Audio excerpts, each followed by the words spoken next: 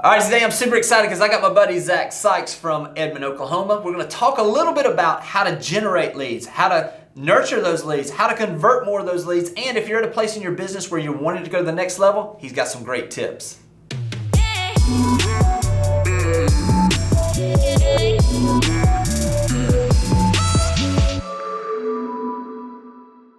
All right, Zach, so I'm super excited for this conversation. You and I we had lunch yesterday. There were some things that came out of it, and I was like, man, we've got to let people hear some of this detail. So what I really want to do is, if you don't mind, share with everybody kind of where you're from, how you got started, what the numbers look like now. Very good. Well, Jimmy, thanks for that. I had enjoyed lunch yesterday as well, so it's great. You buy next time. Perfect. Okay, good. All right, good. That's good, but you're not drinking as much. No. Let's see, I got my license at 23, been having a license now for about 10 or 11 years. I started on a team that was a very poorly ran team. I realized I could do it better myself, so I went off and tried to do it better myself and switched brokerages and went to Remax for a while and then learned a bunch there, became the top producer at that office, and then wanted to learn some more and realized you can only learn from people that are doing more than you. So I jumped off and went to which in our market, KW had the biggest market share. So I jumped over to there for 4 or 5 years and was getting plateaued and had to make a change. And so we branched off and created our own office and brokerage, and started that in December of 16. And there was my wife, myself, and one other agent, and now we're at around 45 people. Wow. Yeah. So you've gone from, basically in the 4 years, you've gone from you creating your team and your own company from basically zero, or just family, up to where you are now. Yeah. So what did that look like? How did that growth happen? I mean, was it just attractional? Was it in a team format, or how did you do it? What's the old saying, right? That you're successful long before people realize you're successful. So really, we failed 4 or 5 times before we had to branch out and realize that how important the environment was for your growth.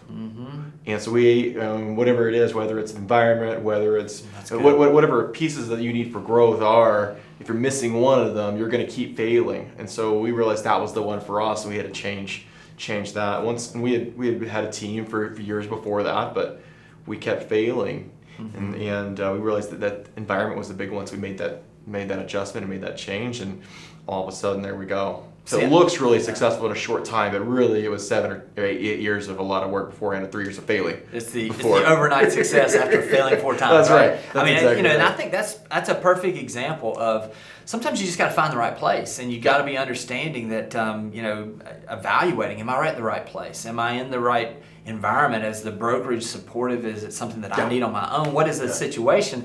What pieces do I need? And a lot of times it's the people you put around you. So let's talk about that from a standpoint, 0 to 45 agents. I mean, obviously that's substantial growth in a 4-year period. So let's talk about kind of where that happened. How did you start attracting agents, and what were you doing? And then I want to get into some of the real meat of what you're doing and kind of how that growth has happened. But let's talk about kind of how that step-by-step process looked like. Perfect. I'm going to start with my failure on that. Of those 45, the ones that I hired are 0. Really? So I didn't hire any of them. Apparently I'm really bad at hiring and managing, so I've been trying that for a long time. But my wife came in, she also has her license. Has never really sold anything. I'm going to step up on a tangent for a second.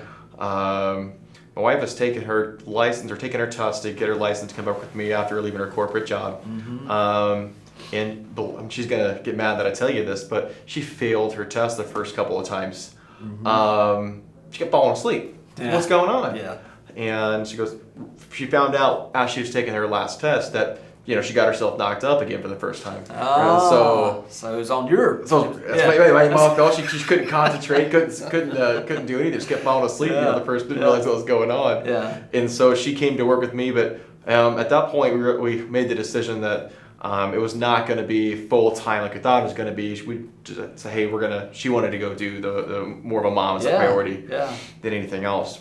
That being said, she's been around the business and helped us in the business, and so with her corporate experience, she stepped in and took over the hiring and recruiting for the first 6 months or year. So she probably had a more selective eye than you did. Probably turned some people down that you might have let. People just like her better than me. That's good. Yeah, I know. Likability is huge, isn't it? Yeah, people just like her better. Yeah.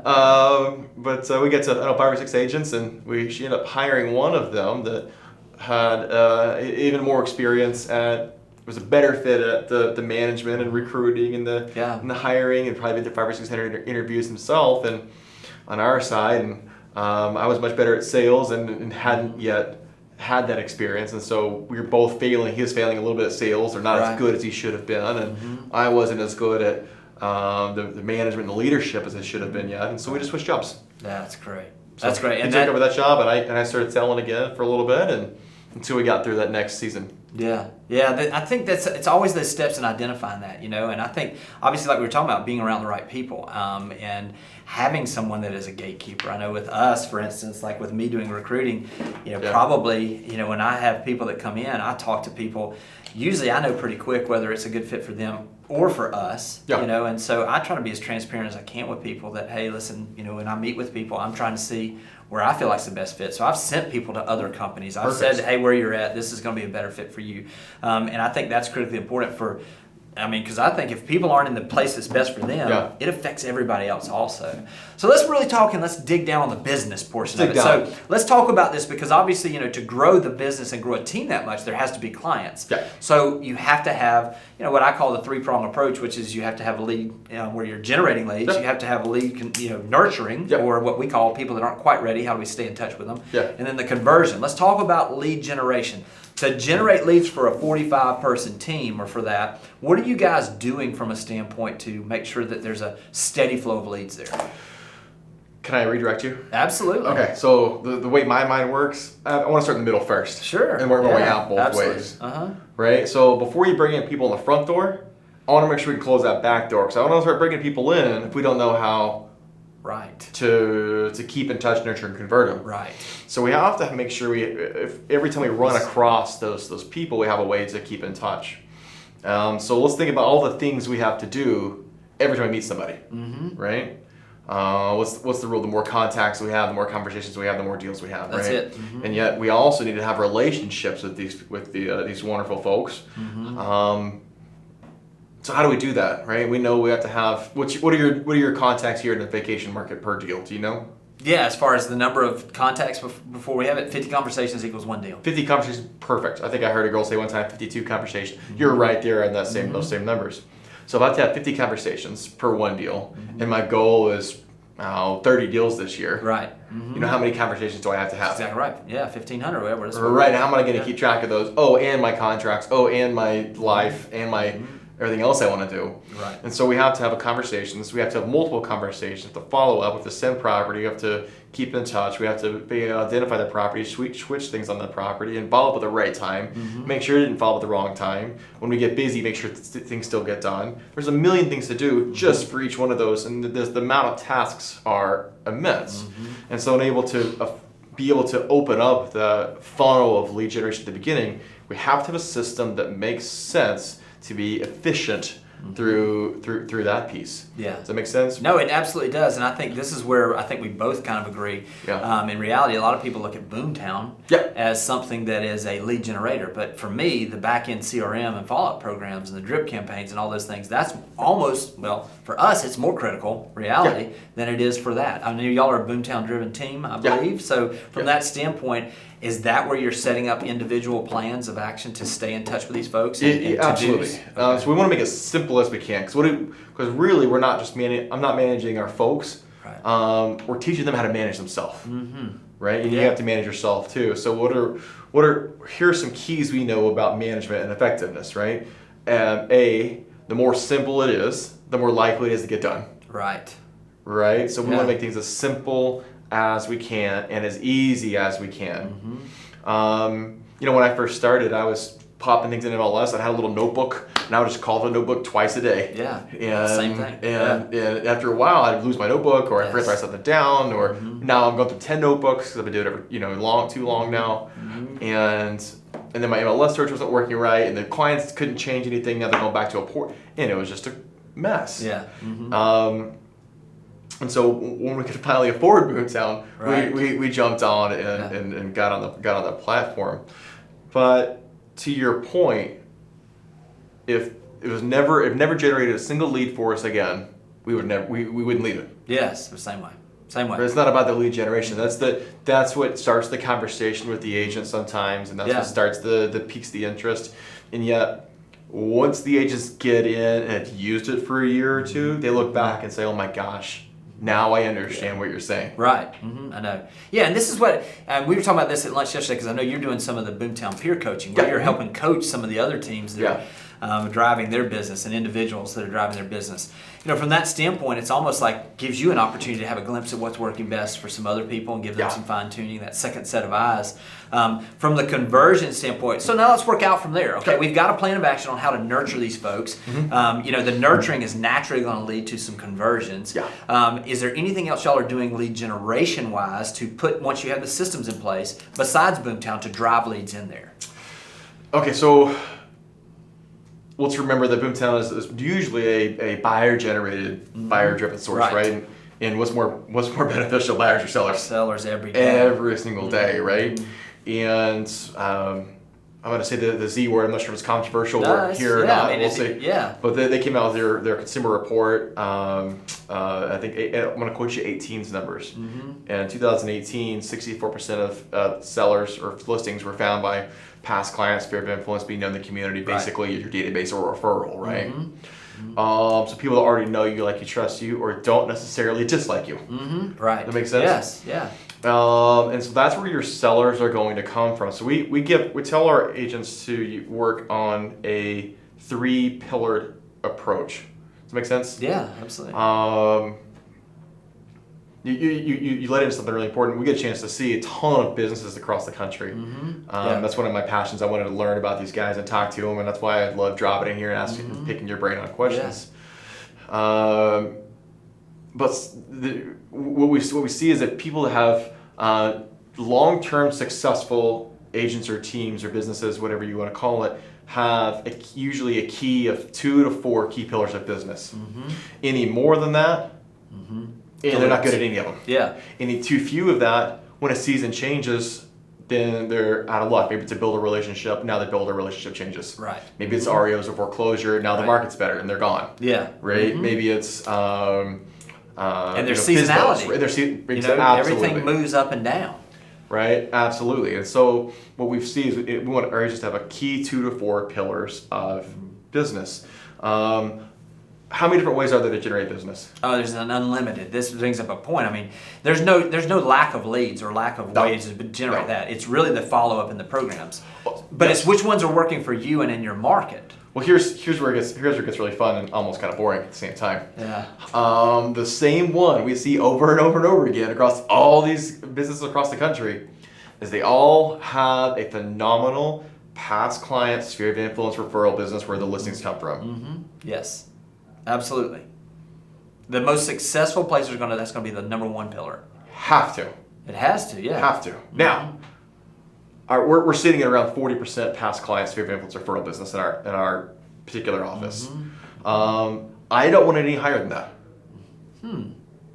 You're like, wait, what? That doesn't make sense. Yeah. No, I'm curious. No. I don't want the percentage any higher than that. Yeah.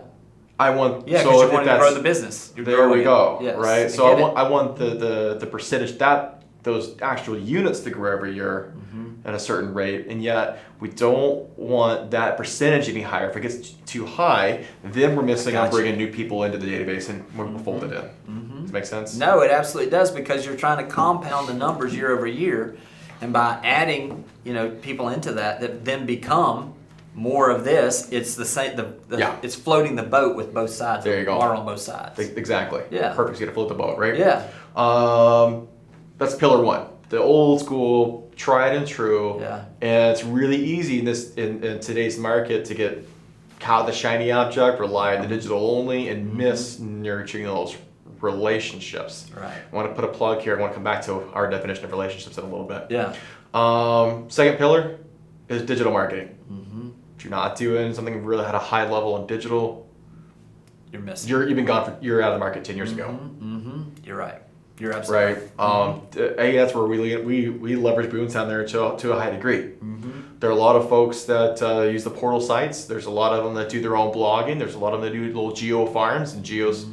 Zillow's, Realtor.com, right? The digital side of everything. And so I encourage you to do some. I encourage the agents to do some research there and figure out what's best for them.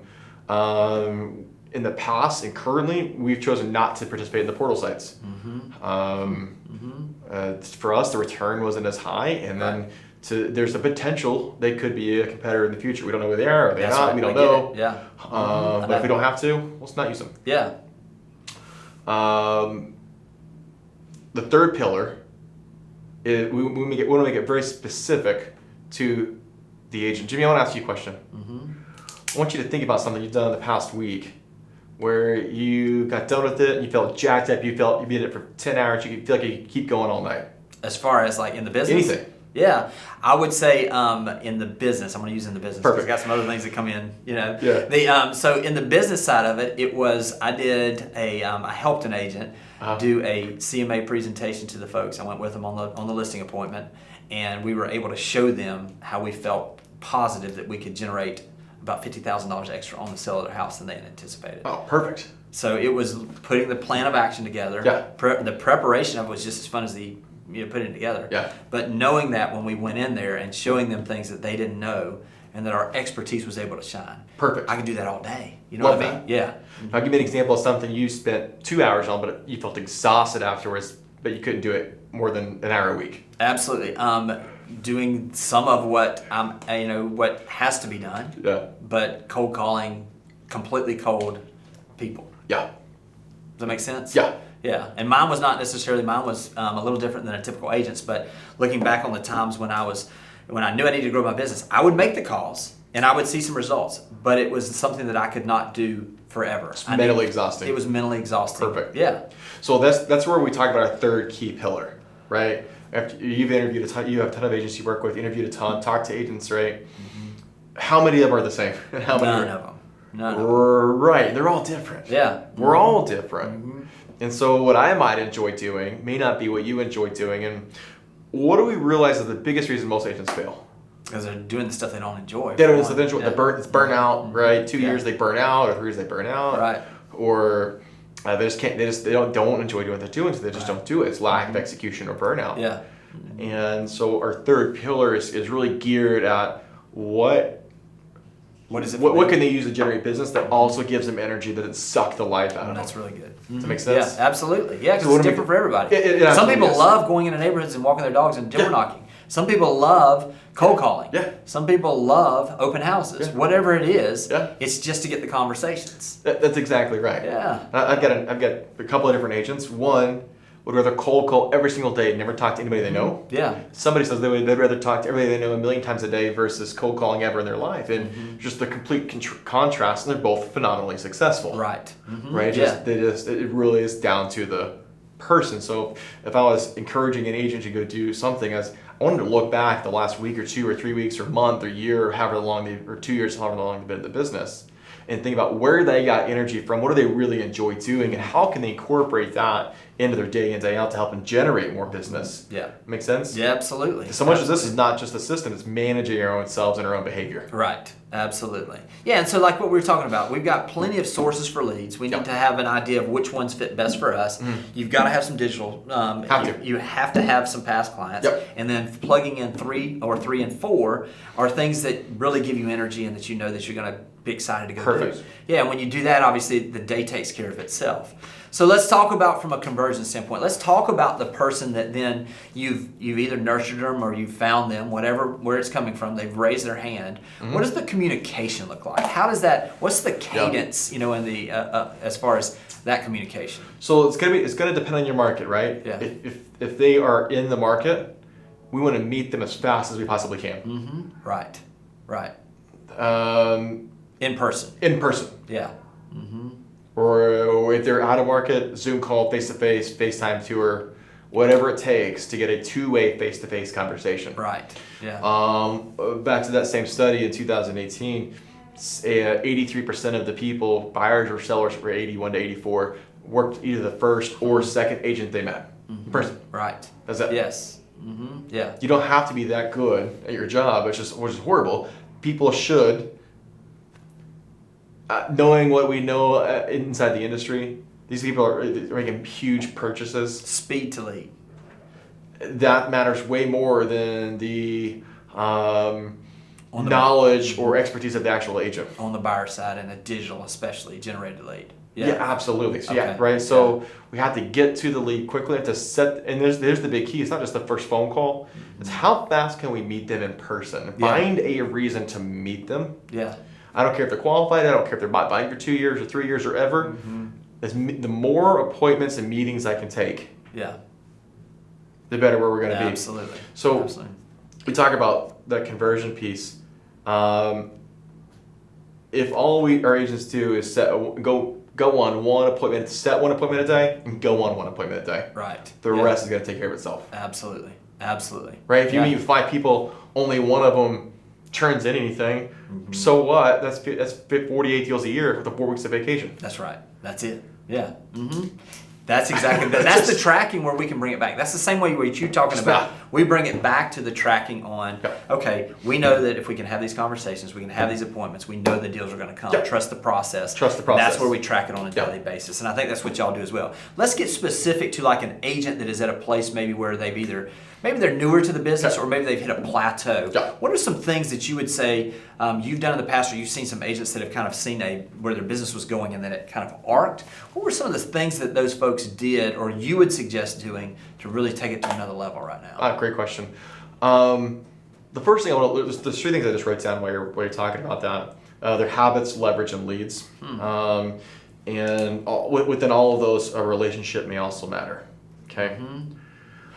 The first thing is if we're missing somewhere, there could be probably a relationship we're missing. We'll start with that, right? Yeah. Either it's whether it's habits, leverage, or leads. Either if it's habits, then maybe it's an accountability person we're missing. Right. If it's leverage, maybe we just need to have a hire to help us break to the next level. If it's leads, maybe there's somebody we're missing to help us generate more business. But my first question is we're going to dive in really deep and actually look at the person's schedule. Right.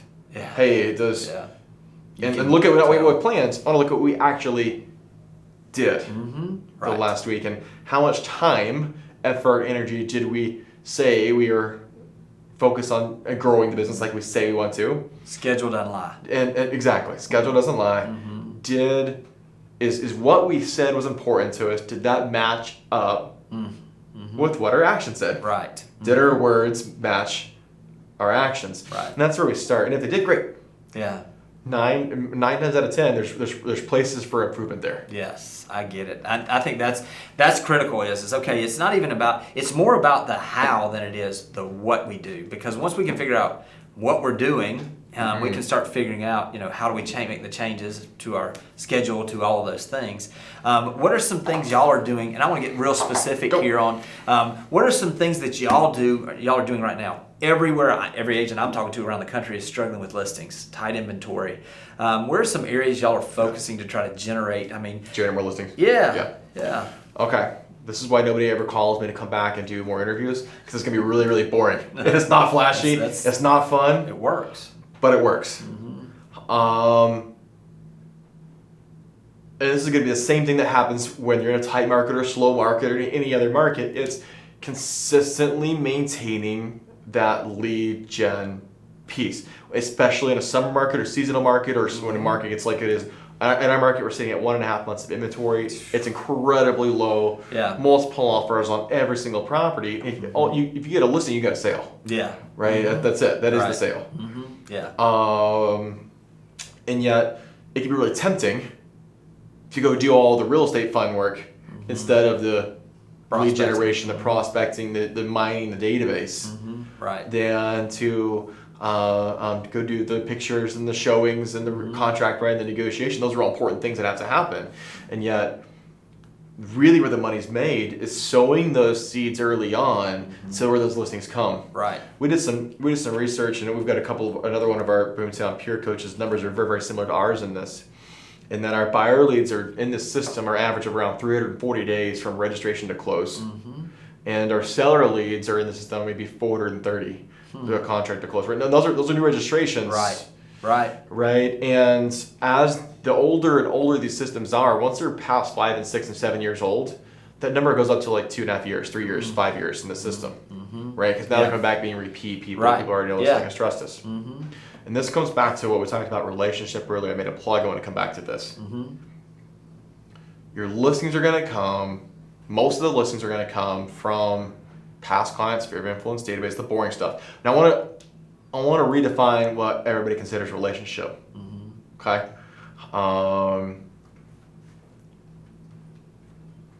People are like kind of like water. Since we're at the beach, we'll use water, right?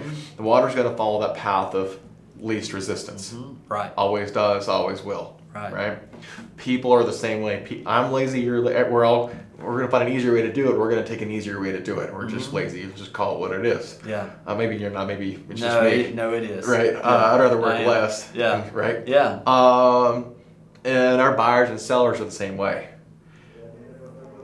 If they already know somebody that they already know exactly what kind of service they're going to get, and it's good, it's good enough, and they know that they care about them, they know they're in the business, they're likely not even going to interview anybody else, right? And so we just have to be in good enough relationship so where they will, when they're driving by a house and see a sign out front, they'd rather text you or call you versus call this number on the side, because they'd rather. And deal with you is less of a pain than getting harassed from pushy salesperson on the other end. Right. That's it. It's a low bar. Yeah. For how good a relationship you have to have. Yeah. It right? is. Makes Absolutely. sense? Yes, it absolutely does. Well, let's talk about who's in that database. Jimmy, do you like music? Absolutely. What's your favorite artist or band right now? So right now, Maverick City does these sessions where they do, and then they put it on YouTube, and it's like a group, almost in a circle kind of setting. Pretty cool setup. That sounds really freaking cool. Yeah. All right, what's your favorite venue here in town? Right here in town? Anywhere along 38. Yeah, so I mean, if I'm looking for a larger venue, I love it when Seaside has concerts at the Amphitheater. Perfect. So Seaside Amphitheater, they're coming down putting on a concert at Seaside Amphitheater. Free concert, free booze, free food, limited entry. All people have to do to get in, say how they know Jimmy. Hey, I ran across him at a Broker's Open. Went to school together. Yeah. We did a cross sale with one of his agents. You know, I used to cut his hair 10 years ago. Yeah, I know exactly. 20 years ago. Yeah, a few more. Yeah. Those guys are out there. Right. I serve him coffee. Yeah. Right. Where our kids play together, we grew up together, we did sports together, right? Yeah. How many people would show up to that concert? Free travel too. So you don't care where they are. Yeah, a lot more than was available. Yeah, thousands. That's your database. Yeah, so true. Or all those people in that middle section, that lead nurturing system. Yeah, it's a good point. Yeah, it's really good. Yeah, and so that's where you're starting with somebody that maybe is even at a place where their business has stalled, making sure that they get their database on lock. Yeah. And they've got the nurturing going that makes sure that everybody that they know or that knows them knows what they do. We need to go back to the fundamentals first. Yeah. We can't do something fancy. Yeah. Some fancy apps, some fancy new bell and whistle isn't going to work unless we have a solid foundation. First. 9 times out of 10, we can go back and solidify that foundation. It's going to get us much, much farther, faster, and cheaper for more money. Right. Than spending that much money on a fancy object. Absolutely. Fancy system. And see, this is something we do when we're thinking about, okay, well, where are those potential sellers at? Who are we calling calling into this? First off, past buyers. People that already know, like, and trust us, like we were talking about. We're looking at every one of those is on a seller alert for twice a month. That's exactly right. They are. Yeah, and we're using, in a lot of cases, we're using homebot.ai to make sure that we're getting that so that we can stay in touch with them. Yes, we're making sure we're kind of supplementing what we're doing with Boomtown. Also, we're looking at 3 to 12-month-old expired listings. Love that. That has a group of people that have raised their hand, they just didn't have the right agent, that maybe haven't relisted, probably now more than ever are looking to sell. But right now, it's a great time. I'm going back 5 years on that right now. Yeah, absolutely. The way the market is. Absolutely, because the market's completely changed. And a lot of times, even these ones now in our market, I don't know where it is everywhere, but in our market, somebody that was listed 6 months ago and, it didn't sell because it was priced too high, it may be able to sell not only there, but possibly even higher right now. So that's where we're focusing on some of those. And when we get to those spots, it's really, like you say, it is the conversations. So from when it comes to the time frame of focusing on sellers, it's all those people that are in our database. It's the people that have identified that are probably going to be really ready, willing, and able to sell. And so that's who we're looking at right now. Let me do this as we kind of start wrapping up a little bit. Let's say that there's somebody out there that is maybe looking at it from a standpoint of, okay, like I know there's got to be some more. We've talked about, the basics. We've talked about kind of where that is. What would you say might be one of the more pivotal points in your career where, I know you mentioned about making a change. Maybe it was changing, what you did and hiring other people to do those things. That person that knows that they've done some business, they've had some success, they've had some failures, knows there's more out there for them. What would you say would be the thing you would say, look at these things and evaluate that? Perfect, great. I love that question. I was thinking about this. Every now and then we get asked, what would you do? What advice would you give you started over? Exactly. Or if I want to move down to the beach, how would I start it over if I want to go sell? The first thing that, looking at my history, that I would do is hire an assistant or an administrator as right soon away. as possible. Before I do it before I'm in a first sale, but I'm a little more aggressive. And that's because that I know that where my energy comes from. If I can, the best day of my life, other than getting married and having kids, was the day I never went on another inspection or closing ever again. Right. Or negotiated another repair request. Right. Those are the best days that was, and then, that was 3 years maybe 3 years into the career when I finally were able to turn all that over. And it was incredibly, once you learn the power of leverage, for me, that was great. Now, I'm somebody that if I never have to go to another listing appointment then again, I'm going to be super excited. Right. There are some guys out there that would love to go 400 listing appointments a year. So really look and see where you get your energy and find a way to delegate what you hate. No, get rid of negative. It's more important than getting a positive, I think, for most people. I agree. I heard something literally just a few hours ago that it hit me, and the quote was that, let me make sure I get this correct: the wealthy buy their time back, the poor sell their time by doing things that they can hire someone for less expensive than what their value is. That's exactly right. That's what an assistant does. It gives the time and the effort and the emotional energy opportunity for someone to go and invest in someone else, invest in a new listing, invest in some of those things. So I completely agree. I mean, I think that's exactly where this is. Man, I can't thank you enough for coming in. Also, congratulations on the success. And I know after we've talked a lot, just getting started. So this is what's going to be exciting is I'd love to see this and do this again in 2 years and see, okay, well now that we've executed, because as you said, sometimes when you're doing this the right way, it's almost boring. It's like, okay, well, we know today I'm making these calls, I'm doing these things. Your schedule's pretty set, and then we've got the plates we're spinning with everything else. But reality, it's the execution. So, man, tell everybody how they can get in touch with you in case they've got someone to send to you, referral, anything along those lines. Absolutely. If anybody's got anybody coming to Oklahoma, anywhere in the state, if it's not us, we can direct you at the right person. Man, the easiest way is to jump on Facebook and find me. I'm on Facebook on the Boomtown agents and owners page, either way there, or get a hold of Jimmy, and he's got my cell number. Guys, feel free to pass that out. I don't care whoever has that as well. We'd love to be a big help for anybody moving to or from. Maybe they're relocating out of our state, coming down here to this great beach. That's great. We'd love to help anybody out that we can.